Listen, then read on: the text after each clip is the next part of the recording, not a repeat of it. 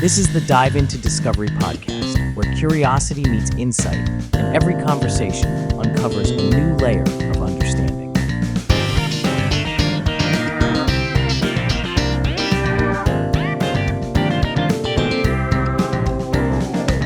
You know, the Tunguska Event, it's just one of those things that just grabs you, like a massive explosion, remote Siberian forest. Yeah. And over a century later, Right. scientists are still trying to figure out, what exactly happened. Yeah. You sent over a bunch of research and articles on this, which is fantastic because I've always been fascinated by this event. I mean, it's just so intriguing. It really is. What's so fascinating is that we have all these clues, right? We have eyewitness accounts, we have seismic data, Right. we have these patterns of the flattened trees, but it's like we just can't quite put the puzzle together. Right. So let's dive right in. I mean, you probably already know this, but the Tunguska region, it's incredibly remote, even today. Oh, absolutely. Back in 1908, it was even more isolated. Mm-hmm. So can you kind of paint a picture for us?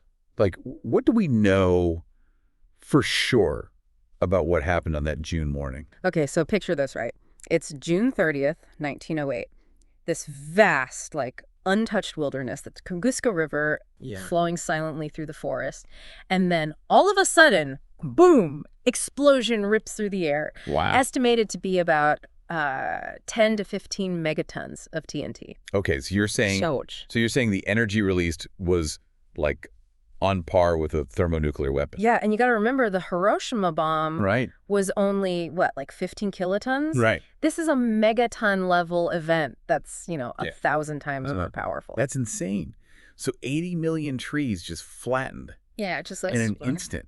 It's almost impossible to grasp the scale of the destruction. Yeah, and they were knocked down in this radial pattern, right, pointing away from the epicenter. And, scientists all around the world, they picked up vibrations from Tunguska on their seismographs. Yeah. These instruments that measure, earthquakes and other ground tremors.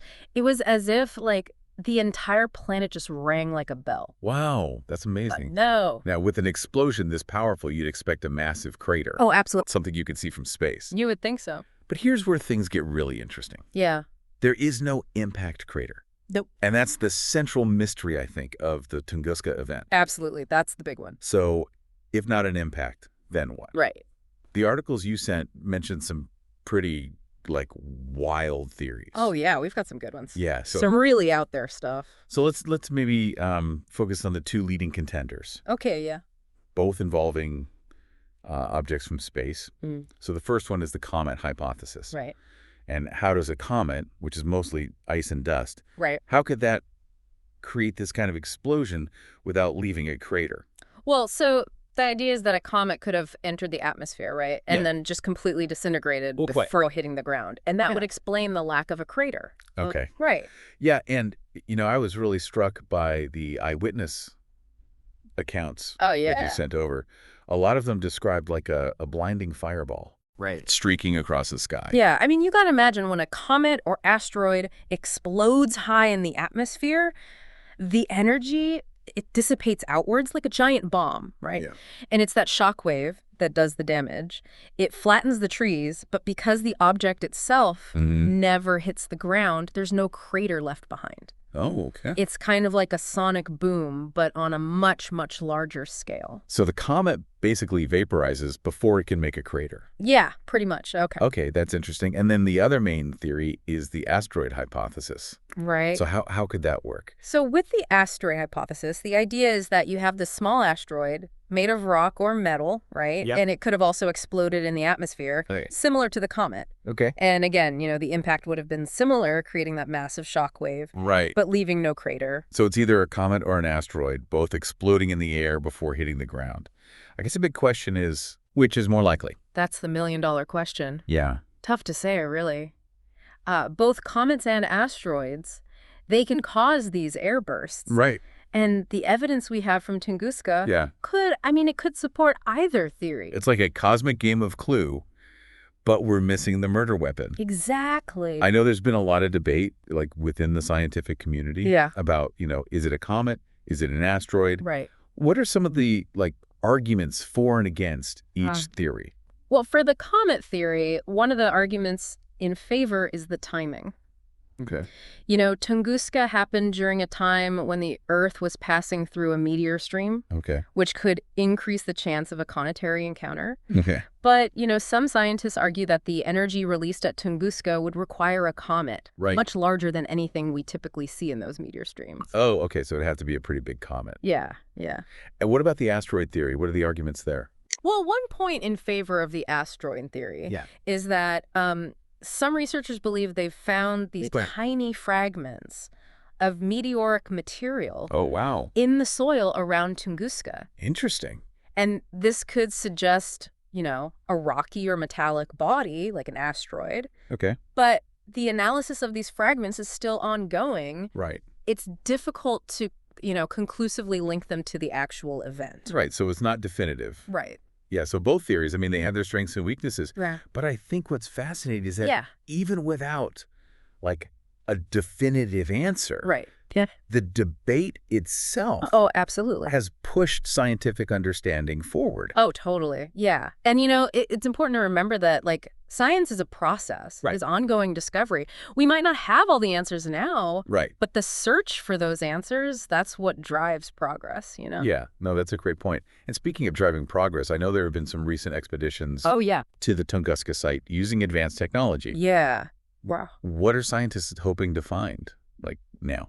Well, one area of focus is Lake Checo, Okay. which is, it's located near the epicenter of the blast. Okay. And some scientists think that this lake, it could be an impact crater. Oh, okay. Perhaps formed by a fragment of the object that, survived the airburst. Wait, so there might be a crater after all, but I thought... I know, right? It seems contradictory. Yeah. But see, Lake Checo, it's unusually deep right. for a lake in that area, and its shape, it kind of resembles an impact crater. Okay. But there's also evidence that the lake existed before 1908, so it's a bit of a head scratcher. So maybe a piece of the object, right. hit the lake, yeah, but it wasn't big enough to, create a massive crater. That's one possibility. Or maybe the lake is just a coincidence and the real evidence is, still buried out there somewhere. Researchers are using all these techniques like ground-penetrating radar to scan the area, around the lake, looking for any anomalies that might, point to an impact. So the mystery of Lake Checo continues. It sure does. It's amazing to think that even after all this time, there are still so many unanswered questions about the Tunguska event. It's wild, isn't it? Yeah. Now, besides, the comet and asteroid theories. Right. I know there are some other, shall we say, more unconventional explanations out there for the Tunguska event. The wilder theories. Yeah, what are some of those? We've got everything from natural gas explosions to, of course, Aliens. Aliens, yeah. It wouldn't be a good mystery without a little bit of alien speculation. Exactly.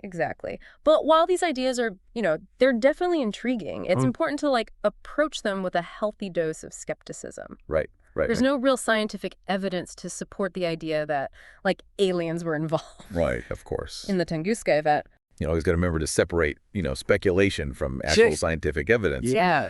But, even though these less conventional theories might not be the most likely explanations, they do kind of highlight the enduring power absolutely. of the Tunguska event to capture our imagination. Oh, yeah, for sure. It's a reminder that we're still searching for answers. We're still trying to make sense of the universe around us. Yeah. And, that's a good thing. Keeps us curious. Yeah, absolutely. Keeps us asking questions and, keeps us pushing the boundaries of what we know. I'm curious, what about you? What's the one thing about this whole event that just kind of sticks with you? For me, it's the sheer scale of the destruction. Yeah. 80 million trees, just like that, gone. It's just mind-blowing. It really is. Makes you feel pretty small, doesn't it? It does, yeah. And it's just crazy to think that this all happened because of an object that exploded. Miles above the surface. I know. Just shows you how much energy is released during these events. It's incredible. You mentioned earlier that the Tunguska event was kind of like a wake-up call for the scientific community. Oh, yeah. It raised awareness about the threat of impacts from space. Right. So has that awareness led to any concrete actions to protect our planet? Oh, absolutely. Tunguska along with other impact events, really spurred the development of planetary defense initiatives. Yeah. I mean, today, agencies like NASA, Right. the European Space Agency, they have like dedicated programs to detect, track, and characterize these near-Earth objects, or NEOs, that could pose a threat. So we're not just like sitting ducks anymore. No, not at all. We've got this global network of telescopes and space-based observatories that are constantly scanning the skies. That's pretty reassuring. Yeah. So in a way, the Tunguska event, despite, all the mystery and the destructive force, it's actually led to like some positive outcomes. Yeah, I think that's a great way to look at it. Yeah. It's a reminder that even in the face of like these seemingly impossible challenges, human ingenuity and collaboration can drive progress. Absolutely. And innovation. We've covered a lot of ground in this deep dive. Mm-hmm. What would you say is the most important thing for our listeners to take away from our exploration of the Tunguska event? I think, even though it happened over a century ago, the Tunguska event is still relevant. It reminds us we live in this dynamic universe where, unexpected things happen. Yeah. And it encourages us to keep exploring, keep learning, keep pushing those boundaries. Absolutely. It's about like embracing the mystery, recognizing the importance of, scientific inquiry. And I think having a healthy dose of awe for the universe. Absolutely. If this deep dive has sparked your curiosity, I encourage you to, dig deeper into the mysteries of Tunguska. There's tons of resources out there. Oh, yeah, for sure. From articles to documentaries, even, online forums where you can chat with other enthusiasts. Yeah, definitely. And, don't forget to check out some of those images of the flattened forest online. It's a site that really captures the power of this event. On that note, I think it's time to wrap up our deep dive into the Tunguska event. Thanks for joining us, and until next time, keep looking up. Absolutely. What did you think of this week's episode? We'd love to hear your thoughts in the comments. Don't forget to join us next time as we dive even deeper. And as always, stay curious, because you never know what discoveries are just around the corner.